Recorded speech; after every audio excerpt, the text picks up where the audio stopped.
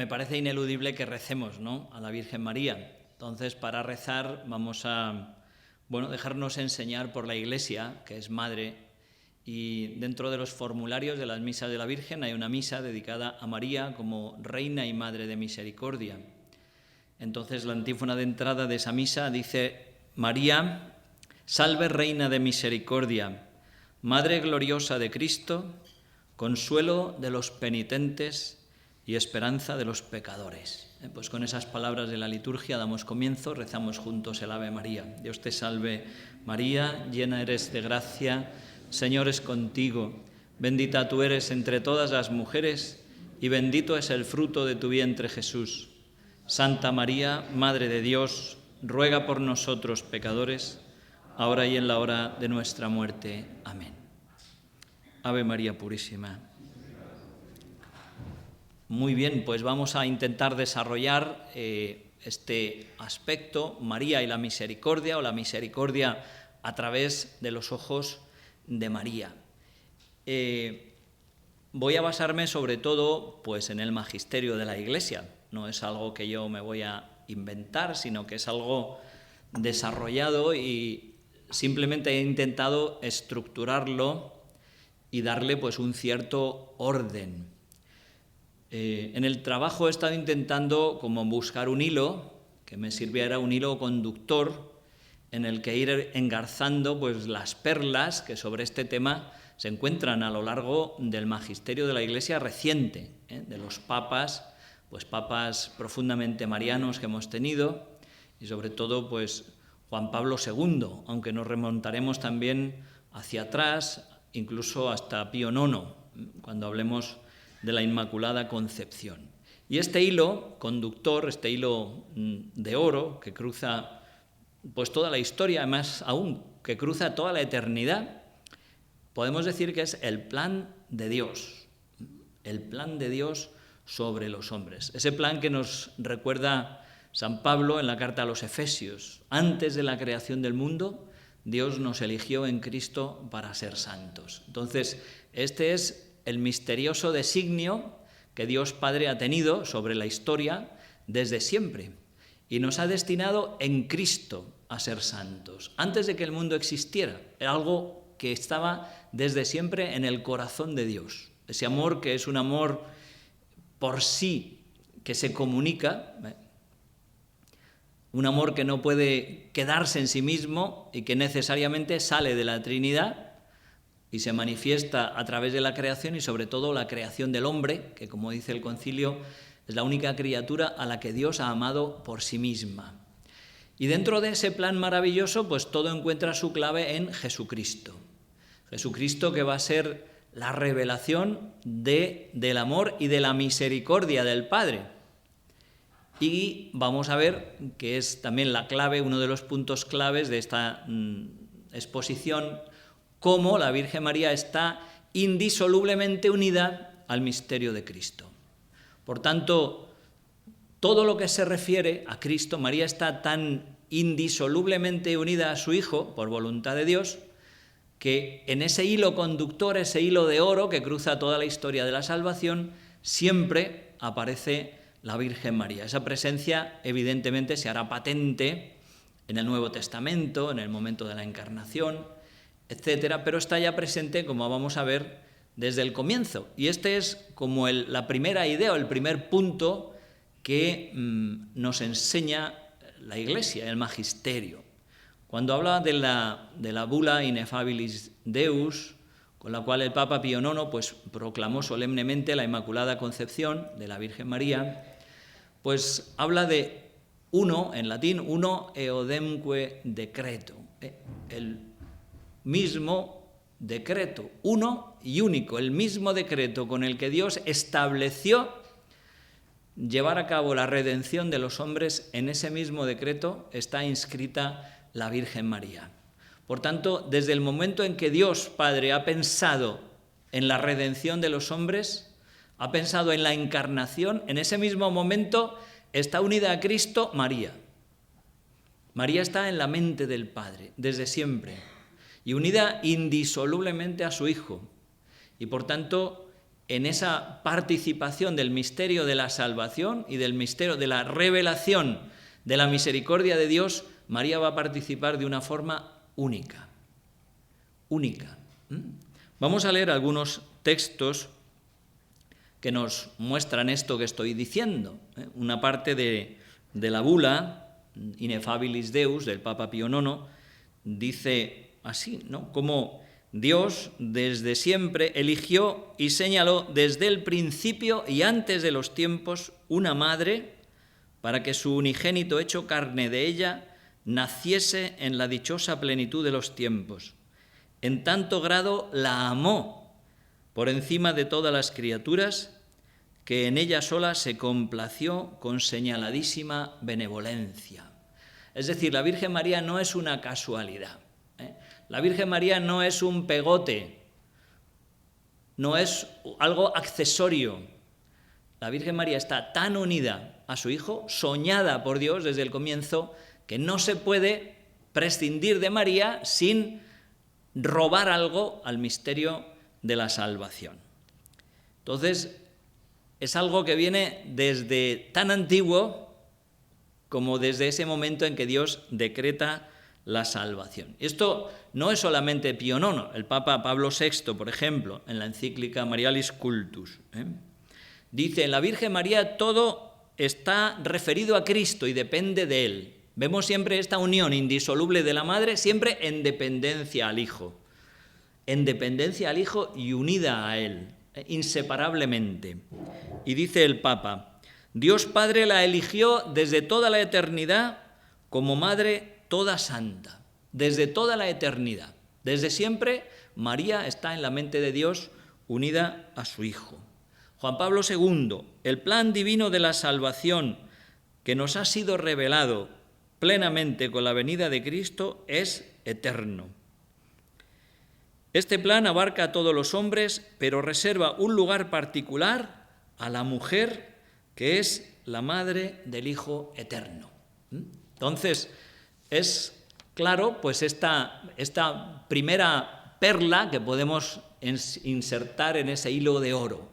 María ha sido predestinada por Dios, unida a Jesucristo, desde siempre, desde toda la eternidad, para llevar a cabo la obra de la redención, que es la manifestación de la misericordia de Dios. Y ella va a participar, como vamos a ir viendo paso a paso, en esa manifestación de una forma única, unida siempre a Cristo. El Papa Francisco reafirma un texto más. Elegida Misericordiae Vultus, la bula de proclamación del Año Santo. Elegida para ser madre del Hijo de Dios, María estuvo preparada desde siempre por el amor del Padre para ser arca de la alianza. Entonces, primer punto, ese plan eterno de Dios. Segundo punto, pues vamos avanzando en el misterio de la salvación y llegamos al Antiguo Testamento. En el Antiguo Testamento Dios se manifiesta, ¿no?, como el Dios misericordioso, el Dios clemente, ese Dios al que Moisés le pide poder ver su rostro y al que Dios dice que no podrá verlo. Esa visión, ese ver el rostro de Dios, se tendrá lugar cuando se realice el misterio de la encarnación en Jesucristo. Quien me ha visto a mí ha visto al Padre. Cristo, veremos más adelante, pues da rostro a la misericordia de Dios. Pero desde siempre Dios se revela como el Dios misericordioso, el Dios que es ternura, ternura. Y ese Dios manifiesta su misericordia también en el Antiguo Testamento con hechos y con palabras. No solo habla, no solo se dirige al pueblo, sino que se realiza en su favor gestos concretos, gestos de liberación, gestos de comunión, gestos de alianza. Con lo cual Dios revela su amor y su misericordia. Vamos a ver, aunque quizá ya han aparecido en esta aula estos términos o estas ideas, vamos a ver, porque creo que es interesante, sobre todo dos términos que utiliza el Antiguo Testamento para referirse a la misericordia. El primero lo recoge el Papa Juan Pablo II en su encíclica Dives in Misericordia. El primero es el término Hesed, que es un término que designa la fidelidad a una alianza, la fidelidad a un pacto que se ha establecido. Y es un pacto que va a ser roto por el hombre.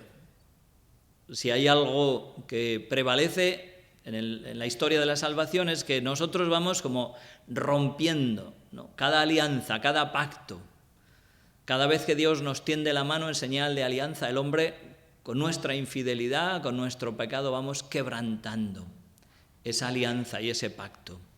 De tal manera que en el sentido que tenía ese término de Hesed, de esa fidelidad al pacto, una vez que la otra parte había roto el pacto, la primera parte quedaba libre, quedaba liberada de mantener esa fidelidad, porque si por la otra parte no había habido una correspondencia, pues yo tampoco tengo obligación de guardarla.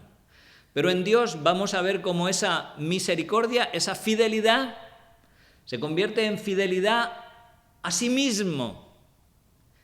Porque Dios es fiel, mantiene su alianza. Porque Dios es fiel, mantiene su amor con el pueblo. No es por ti, no lo hago por vosotros, dice el Señor a los profetas, lo hago por mí mismo. Es una fidelidad a sí mismo, a su propio amor.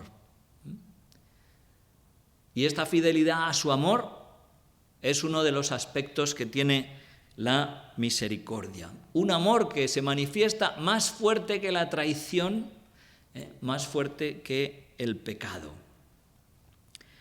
Y se suele usar unido el término Hesed con el término Emet, gracia y fidelidad. Es una figura que se llama una endiadis, que es una manera de reforzar la misma idea expresada con dos textos sinónimos que se yuxtaponen. Pues este sería el primer término, Hesed. Es un término que expresa fidelidad a sí mismo y que tiene también como un cierto matiz masculino, del varón, de ese varón que es fiel a ese pacto, tener una palabra de hombre. Dios es fiel a sí mismo. El segundo término tiene un matiz nuevo, un matiz completamente femenino. Es el término Ramim. Tiene diversas variantes y deriva del término Rehem, que es el regazo materno, las entrañas maternas, el útero materno. Entonces, hace referencia a la fidelidad desde el punto de vista femenino. De ahí que el profeta Isaías diga, ¿puede una madre olvidarse del hijo de sus entrañas? Pues aunque ella se olvide, yo no te olvidaré. Dios se presenta como madre, como una madre que tiene ternura. Una madre, cuando tiene un hijo, se establece por la propia maternidad un vínculo de fidelidad, un vínculo que es superior en ese amor de madre, en esa ternura de madre, en esa fidelidad, está por encima incluso de la respuesta del hijo.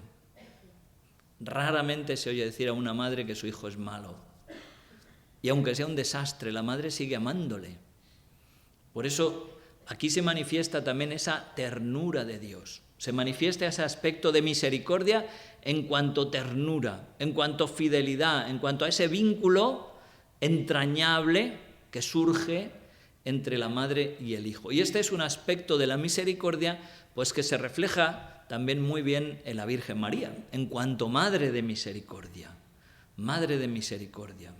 A mí me gusta aplicar a la Virgen, nuestra Madre, esas palabras que usa San Pablo. En el ministerio apostólico él dice, hijitos míos, por quien sufro dolores de parto hasta ver a Cristo formado en vosotros. Pues cuánto más puede decir esto la Virgen, ella que es Madre de misericordia de cada uno de nosotros, que nos ama, que nos conoce, que nos sigue y que sufre, que mantiene esa fidelidad, esa ternura para cada uno de nosotros y que sufre hasta ver a Cristo formado en nosotros. Esa es la vida cristiana, nos lo dice San Pablo, ¿no? Vivo yo, ya no yo, es Cristo quien vive en mí. El fin de la vida cristiana es conformarnos con Cristo. Y eso es lo que la Virgen desea, lo que la Virgen hace con cada uno de nosotros, en esa ternura, en esa fidelidad, en esa misericordia materna. Entrar, así lo dice también San Luis María Griñón de Montfort, entrar, dice él, para hacer una imagen hay dos maneras, o tallar, que siempre es más lento, más arriesgado, o usar un molde. Pues María es el molde en el que se ha formado Cristo, entrando en ella, entrando en sus entrañas de madre, nosotros tenemos también esa certeza de que vamos a ser conformados a Cristo. Pues estos dos términos nos indican esa fidelidad, esa misericordia de Dios que se expresa en el Antiguo Testamento, pero que nos da idea también de esa ternura de Dios, esa ternura que demuestra la misericordia, porque misericordia es un término muy rico en matices, muy rico. Y por eso también la Virgen en su maternidad nos abre pues toda esta dimensión de ternura y de fidelidad materna que expresa también la idea de la misericordia. Evidentemente son términos antropomórficos. Dios es Dios, está muy por encima de las categorías humanas, pero nosotros tenemos que hablar de Dios con los términos que conocemos, con las realidades que conocemos, porque Dios es inaccesible. Entonces, Dios, al revelarse a nosotros, se ha revelado también así, con categorías antropomórficas, las que nosotros podemos conocer. Se nos ha revelado en Jesucristo, se ha hecho tangible. Eso que dirá San Juan, lo que hemos visto, lo que palparon nuestras manos, lo que contemplaron nuestros ojos del Verbo de la vida. Dios se revela en una humanidad, en Jesucristo. Y nosotros conocemos a Dios también por la analogía, a través de lo que somos capaces de conocer. La maternidad, la paternidad, el amor esponsal, son los términos que se usan también en la revelación. Y por eso el Papa Francisco, también en la bula Misericordiae Vultus, habla verdaderamente de un amor visceral, dice él.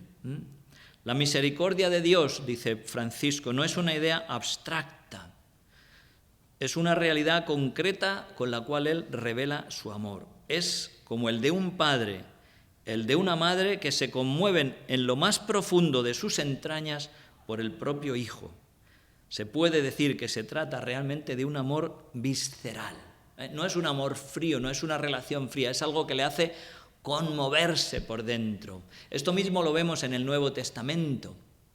Cuando Jesús, dice San Marcos, llegó, se compadeció de ellos porque estaban como ovejas sin pastor. Pues el término que usa, ese conmoverse, está haciendo referencia a las entrañas maternas. Pues esto es la misericordia en estos términos, que nos da una idea de la riqueza y cómo María también nos ayuda a entender ese lado materno de la misericordia, esa ternura.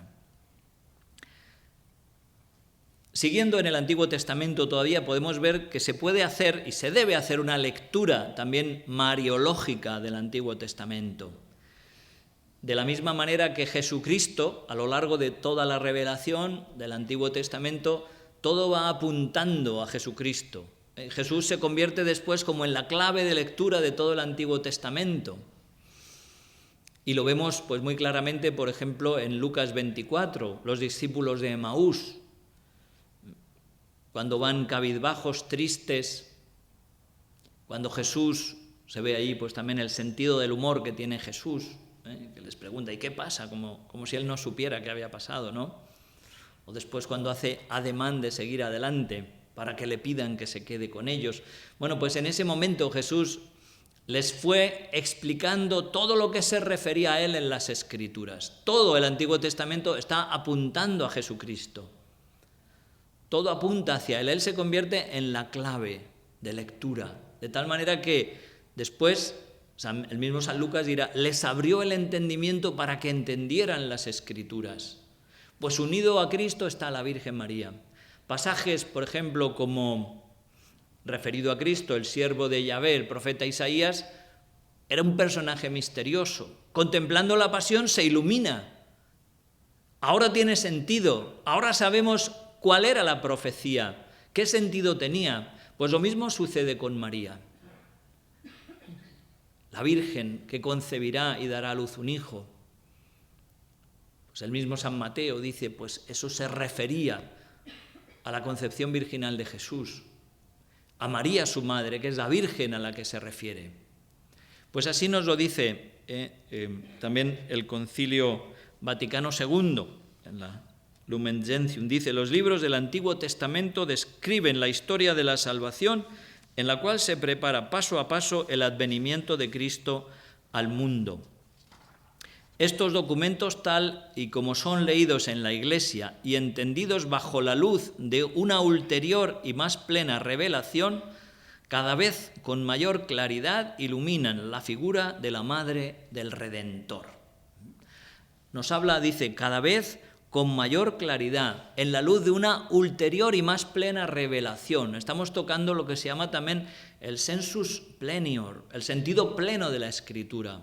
Los profetas que no podían ni siquiera imaginar el sentido de lo que ellos mismos estaban diciendo, algo que era imposible para ellos, cobra su sentido pleno, cobra toda su lógica al referirse cuando Cristo aparece y unida a él su madre, María Santísima. La plenitud de la revelación. Quiero destacar así muy brevemente la figura de la reina Esther, que la recoge también la liturgia en esa misa que he mencionado antes de María como reina y madre de misericordia. Pues la figura de Esther es la que recibe la misericordia del rey, la que se acerca al trono y el rey extiende su cetro hacia ella permitiéndola acercarse. Y una vez que ella ha alcanzado el favor del rey, ella intercede por el pueblo. El pueblo judío que querían exterminar, pues la reina Esther intercede. Pues es como un tipo, una figura de María, que alcanza, que experimenta, que recibe la primera, la misericordia de Dios, como vamos a ver, y después se convierte en una intercesora, en una mediadora para que la misericordia de Dios se extienda también al pueblo. Y en otra figura, pues también en Oseas, el profeta Oseas, que hace mucho hincapié en la infidelidad del pueblo. El pueblo es como la esposa amada que ha traicionado, que ha adulterado. Entonces el Señor habla de una esposa fiel de la que Él se enamorará nuevamente y volverá a tomar como esposa pura. Pues la Virgen María, como tipo de la Iglesia, viene también a encarnar esa esposa fiel, pura, con la que Dios va a desposarse. Y así nos dice pues la liturgia de la Iglesia también, como ella es la esposa toda hermosa y sin mancha, figura de la Iglesia llena de belleza y de limpia hermosura. Muy bien, pues así, hecho esta introducción, llegamos a otra perla. María, la primera que recibe la misericordia, el misterio de la Inmaculada Concepción. El misterio de la Inmaculada Concepción. Se puede aplicar a la Virgen María, a mí me gusta también hacerlo, pues lo que es el lema del Papa Francisco, miserando atque eligendo, ¿no? Tener misericordia o teniendo misericordia para elegir. Pues la Virgen María es la criatura que ha recibido de una manera única la misericordia de Dios.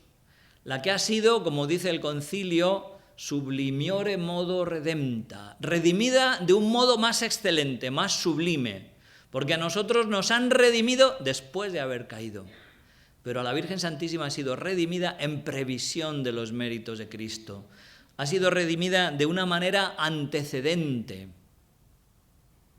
Por eso es la que ha experimentado de una manera especialísima esa misericordia de Dios. Y precisamente por eso se va a convertir después en una socia, en una compañera de Cristo, para colaborar en la manifestación de la misericordia de Dios para todos los hombres. Es muy bonito todo esto de la Inmaculada y bueno, pues está en las bulas, en la teología de la Inmaculada Concepción, se ve esa predilección, ese amor de Dios. A mí también me gusta aplicar a la Inmaculada esos versos de San Juan de la Cruz, que dice, ya puedes mirarme después que me miraste, pues gracia y hermosura en mí dejaste. Dios se ha enamorado de la Virgen, la hemos visto, desde toda la eternidad la ha soñado, Y cuando llegó el momento en que ella tenía que entrar en la historia, con esa mirada de amor, Dios, en virtud de los méritos de Cristo, la ha preservado del pecado. Y la ha llenado de esa belleza, la ha amado. Y como decía el Papa Pío IX, la ha amado con un amor del todo especial. La ha amado para preservarla, para hacerla madre de su Hijo, para hacerla llena de gracia. La quejaritomene. Quejaritomene es el verbo jaritó.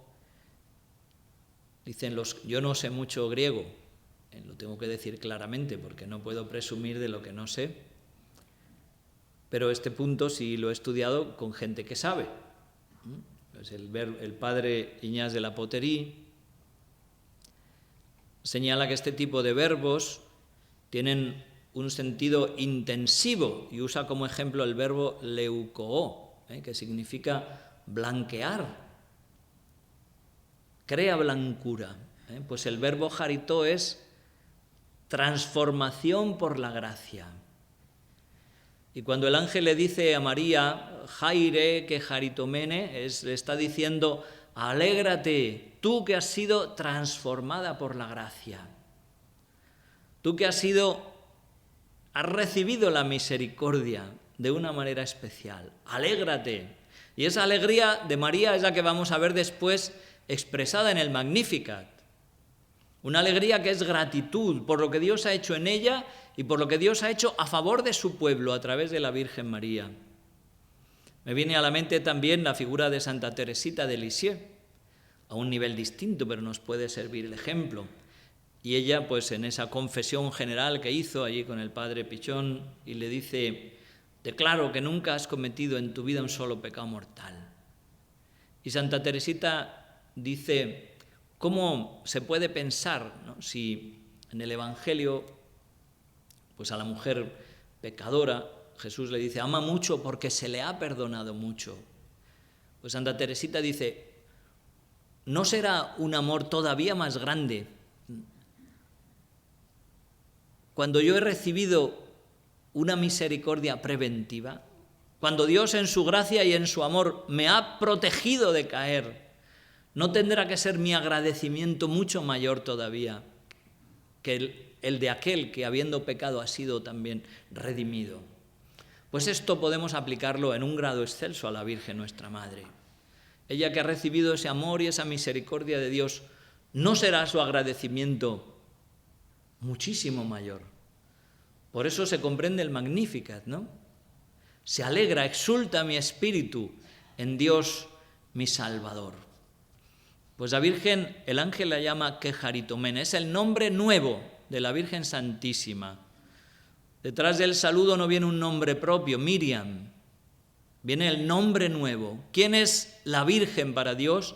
La llena de gracia, la que Dios ha amado hasta colmar de su gracia, la que es figura de la Iglesia, la que nos muestra lo que la gracia de Dios es capaz de hacer en una criatura humana que se somete por completo, que se abre por completo, que se entrega por completo a Dios. Pues esto es lo que vemos con esta perla nueva que insertamos en este hilo de oro, la Inmaculada Concepción. María, en cuanto que ha recibido de una manera excelsa la gracia y la misericordia de Dios. Dice Juan Pablo II, en el misterio de Cristo, María está presente ya antes de la creación del mundo como aquella que el Padre ha elegido, como madre de su Hijo en la encarnación, y junto con el Padre la ha elegido el Hijo, confiándola eternamente al Espíritu de Santidad. María está unida a Cristo de un modo totalmente especial y excepcional, e igualmente es amada en este amado eternamente, en este Hijo consubstancial al Padre, en el que se concentra toda la gloria de su gracia. Bueno, como los minutos van avanzando, pues vamos a ir avanzando también nosotros. Pasamos a la siguiente perla que engranamos. ¿Cuál sería el siguiente paso? El misterio de la Encarnación. La Virgen María que da carne a la misericordia de Dios, Jesucristo. La carne de Cristo es carne de María. Caro Christi, caro María. La carne de Cristo es la carne de María. El rostro de la misericordia va a estar formado de la carne de la Virgen Santísima. Pero nuestra Madre no es simplemente alguien que ha ofrecido su cuerpo al misterio de la salvación, sino toda su persona. Ella, desde su libertad, esa libertad que no ha sido tocada ni dañada por el pecado, se entrega completamente a los planes de salvación de Dios. Y lo hace libremente, libremente. Dice el Concilio Vaticano, el Padre de las Misericordias quiso que precediera a la encarnación la aceptación de parte de la Madre predestinada. Dios la ha predestinado, pero pide su consentimiento libre. Y entonces aquí se produce ese misterio inmenso, ¿no?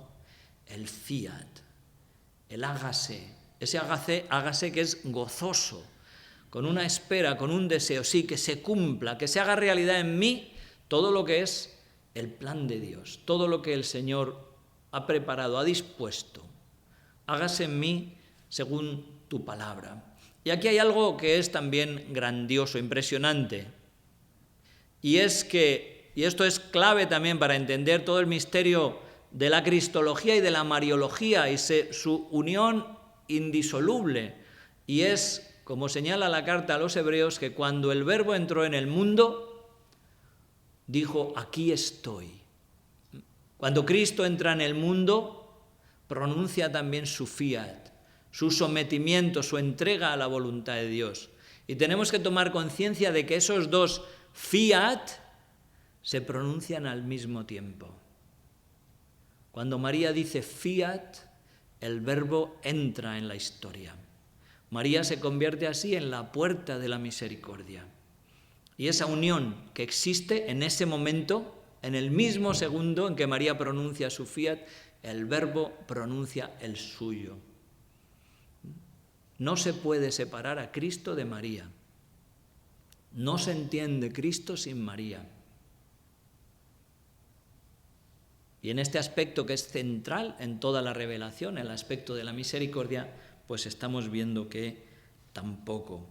San Bernardo, en la lectura del oficio que hacemos el día 20 de diciembre, unos días antes de la encarnación, de la Navidad, recoge, ¿no?, este momento, ese momento como toda la expectación de toda la creación está aguardando expectante de los labios de la Virgen, pronuncia tu sí, mira que todos te aguardan, mira que estamos todos dependientes de ti. Esperamos, le dice, pone San Bernardo, esperamos, Señora, tu palabra de misericordia.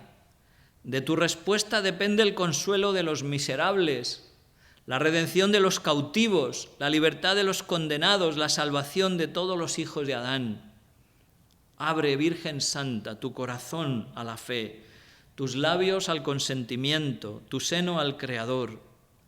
Mira que el deseado de todas las naciones está junto a tu puerta y llama. Si te demoras, pasará de largo, y entonces con dolor volverás a buscar al que ama tu alma. Levántate, corre, abre. Levántate por la fe, corre por el amor, abre por el consentimiento. Aquí está, dice la Virgen, la esclava del Señor, hágase en mí según tu palabra. Pues estas son las palabras de San Bernardo, que recoge como dramáticamente ese momento, esa expectación, porque a través del sí de la Virgen se abre la puerta para que Dios, Cristo, la misericordia visible del Padre, entre en la historia. La alegría de Dios que vence el pecado, que vence la muerte. Muy brevemente pasamos también por el Magnificat. El Magnificat, donde la Virgen exulta, canta con alegría, con gratitud, las obras que Dios ha hecho en ella, igual que hacíamos antes referencia a las obras que Dios hizo en favor de su pueblo en el Antiguo Testamento, las Magnalia Dei, esas grandes obras en favor de su pueblo. ahora María las ve reflejadas en ella. Ha hecho grandes cosas en mí, el que es poderoso. Su nombre es santo y su misericordia llega a sus fieles de generación en generación.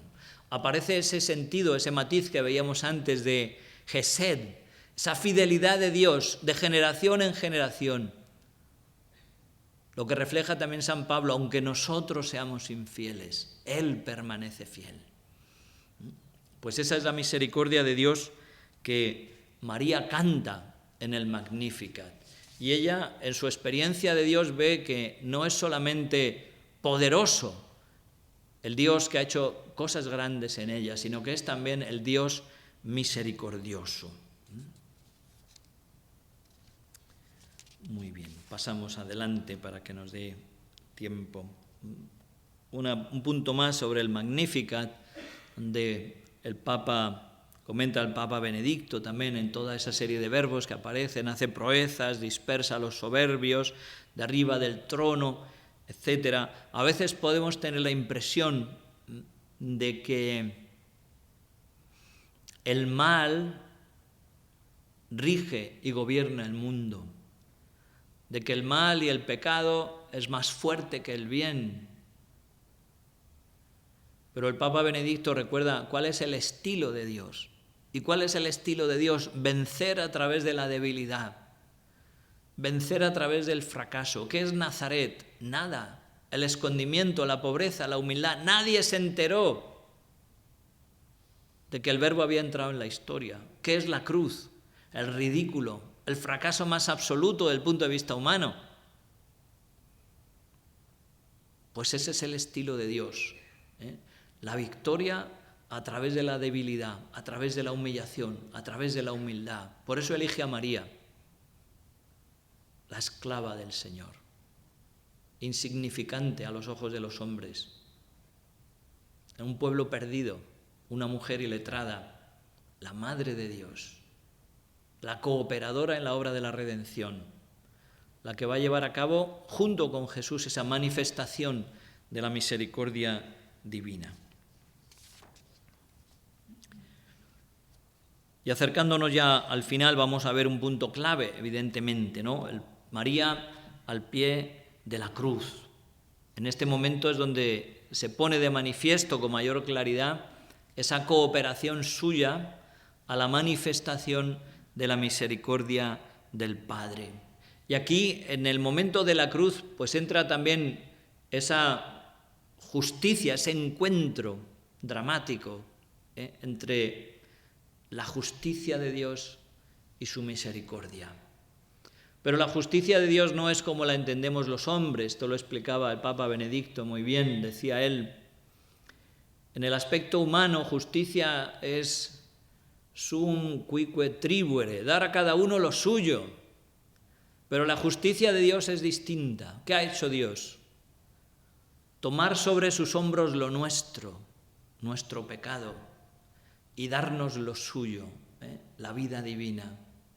Esta es la misericordia. Esta es la justicia de Dios que justifica, que hace justos. Y esa justificación es precisamente el ejercicio de la misericordia, la expresión, la revelación de la misericordia. ¿Cuánto tenemos que contemplar la cruz? Queridos hermanos, os animo en esta Cuaresma. El Papa Benedicto recordaba muchas veces, repetía ese texto del profeta Zacarías: mirarán al que traspasaron, mirarán al que traspasaron. Y en la encíclica Deus Caritas recuerda cómo en la mirada, en la contemplación de ese corazón abierto, nosotros entendemos esa frase de San Juan: Dios es amor. En ese corazón abierto es donde se ha manifestado, donde se ha revelado plenamente esa misericordia de Dios. Ese amor de Dios que ha sido fiel a sí mismo. Un Dios que no se ha echado atrás ante las exigencias de la justicia. Porque también dice Juan Pablo II, la justicia rectamente entendida constituye la finalidad del perdón. Dice, es obvio que una exigencia tan grande de perdonar no anula las objetivas exigencias de la justicia. En ningún paso del mensaje evangélico el perdón y ni siquiera la misericordia como su fuente significan indulgencia para el mal, para el escándalo, para la injuria, para el ultraje cometido. En todo caso, la reparación del mal y del escándalo, el resarcimiento por la injuria, la satisfacción del ultraje son condición para el perdón. Vive sin misericordia. La misericordia de Dios no es decir, no pasa nada. El pecado no importa, no es nada. No, el pecado es pecado. El pecado es ofensa a Dios. El pecado tiene consecuencias. ¿Cuáles son? La cruz de Cristo. Pero precisamente en esa cruz de Jesucristo es el desbordamiento de la misericordia de Dios. Un Dios que no se echa atrás y que Él mismo asume sobre su carne el pecado de los hombres. No simplemente lo ignora, lo olvida, lo asume con todas sus exigencias. Y como dice San Pablo, ha roto el protocolo que nos condenaba clavándolo con Él en la cruz. Esto es la misericordia de Dios. No es un perdón que no cuesta. No es un perdón que ignora el pecado. Es un perdón que asume hasta el fondo el pecado sobre sí mismo. Al que no cometió pecado, Dios lo hizo pecado por nosotros. Por eso exclamaba San Agustín, Padre Santo, ¿cómo nos amaste? ¿Cómo nos amaste que no perdonaste a tu propio Hijo, sino que lo entregaste a la muerte por nosotros? En su muerte en la cruz, dice el Papa Benedicto, se realiza ese ponerse Dios contra sí mismo, al entregarse para dar nueva vida al hombre y salvarlo. Esto es el amor en su forma más radical, más escandalosa, el amor de Dios por nosotros, esa misericordia que se ha revelado en la cruz. Juan Pablo II dice, para desvelar la profundidad de aquel amor que no se echa atrás ante el extraordinario sacrificio del Hijo, para colmar la fidelidad del Creador y Padre respecto a todos los hombres creados. Los acontecimientos del Viernes Santo introducen en todo el curso de la revelación del amor y de la misericordia un cambio fundamental. Y curiosamente, Jesucristo, aquel que se ha entregado por nosotros, aquel que, como dice el profeta Isaías, está como un gusano, varón de dolores, desprecio de la gente, pide la misericordia. Debería ser objeto de nuestra misericordia, de nuestra compasión, y en cambio no lo es. No lo es.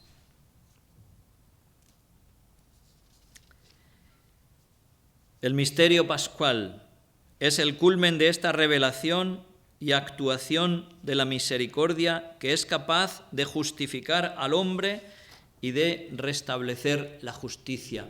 Y en este momento también al pie de la cruz vemos nuevamente ese encuentro, esa participación de la Virgen María, Madre nuestra. Nuevamente al pie de la cruz se vuelven a unir esos dos fiat que veíamos en el momento de la encarnación. El Hijo clavado en la cruz se vuelve hacia el Padre, se entrega. Consumatum est, todo está cumplido. A tus manos encomiendo mi espíritu. El Hijo se entrega, pronuncia nuevamente su fiat, su pasión voluntariamente aceptada. Nadie me quita la vida, soy yo quien la entrega voluntariamente.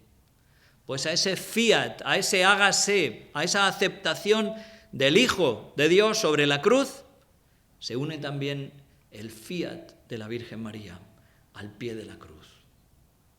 Ella se unió vehementemente ofreciendo a la víctima que ella misma había engendrado. Y lo mismo que en ese momento de la encarnación esos dos fiat resuenan juntos, en el momento de la cruz y de la muerte de Jesucristo, en el misterio pascual, los dos fiat suenan también al mismo tiempo. Y así, al pie de la cruz, la Virgen también se convierte en madre. Mujer, ahí tienes a tu Hijo. No es que Jesús esté preocupado por la Virgen para encomendársela a Juan. No, primero se dirige a ella. Está preocupado por Juan. Mujer, ahí tienes a tu hijo. Y en esa figura de Juan, como sabemos, estamos todos representados. En ese momento tiene lugar, no es que María recibe a Juan, sino que María con Jesús engendra a Juan. Es un parto nuevo, un parto espiritual, porque la Virgen se convierte en madre de la Iglesia, en madre de misericordia. De tal manera que ella, que ha recibido, que ha sido objeto de la misericordia en el momento de la Inmaculada Concepción, al pie de la cruz, donde ella ve y experimenta que también es hija de su Hijo, que ella ha nacido de esa cruz, de esa sangre, de esa misericordia, se convierte también ahora en madre de misericordia para toda la Iglesia, para todos los fieles. Y terminamos finalmente pues con la última perla, que sería pues la asunción de la Virgen a los cielos, en cuerpo y alma. En cuerpo y alma, la Virgen que ha sido glorificada, la nueva Eva. Bueno, como ven estoy quitando muchas páginas para que...